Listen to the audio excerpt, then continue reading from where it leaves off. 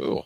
Hey, let me ask about drug testing here. It comes out in the Observer that there was a memo to all the wrestlers that they got on November 9th telling them they'll be drug tested in 2 days because Bill Watts is concerned about the use of illegal drugs within the company. And the letter specifically says we aren't testing for alcohol or marijuana. It didn't state one way or the other about steroids, although from the looks of everyone, use is way down, which I attribute to more the lack of a supply rather than conscious decisions to quit in some cases, but not all. So I like the idea that we're doing some testing, not necessarily because I think it's a performance enhancing drug that we need to monitor, but we're trying to take care of our roster and make sure that we care about our people, et cetera, et cetera. But then we don't test for alcohol and marijuana. And I mean, I'm not saying there's anything wrong with marijuana, but boy, a lot more guys in wrestling have had issues or just in life. Like alcohol is the most readily available drug. Right. Did we just not think that alcohol was an issue? Were we concerned with the news media hearing that maybe there was a cocaine circumstance or something else? Or what's the rationale behind a drug test that doesn't include alcohol or marijuana? I thought it was decent. Yeah. I really did. I said this before, and I'm probably not in the popular side of the conversation or the argument.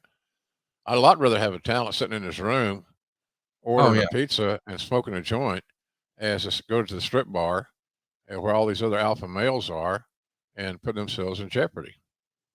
That's my take on it. So I think that for a start, Conrad, the thing about it, you mentioned this earlier. We didn't have a ton of information on drugs. That's right. Now it's an art form. I mean, there's clinics, there's interventions, there's organized companies that help do these things and help people get back on track. Back in those days, man, when you mentioned Betty Ford, that was. Can you mention another drug testing or a clinic? I can't. No. Betty Ford was it. Yeah. So now look at them. You got, every market's got a ton of places where you can go get help if you need it or want it. So knowledge is powerful, and I think that was pressure from Turner to have some sort of policy in place, and that's what Cowboy did with that drug testing. I don't think he would have done it on his own motivation, but I think the pressure from Turner corporate was what it was, and that he had to comply, and that was the compromise that he came up with.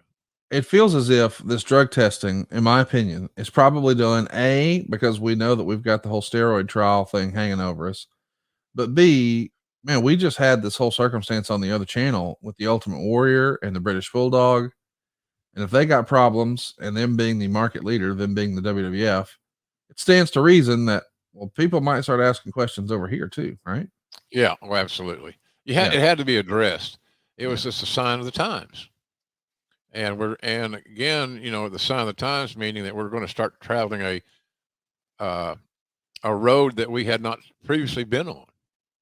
So, but more every day, more information came out about drug testing and what to watch for and all these things.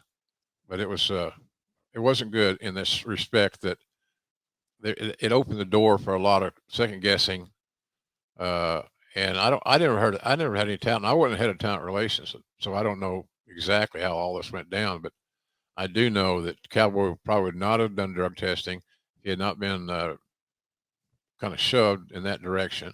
Right. And I did think that not testing for marijuana and alcohol was a good start.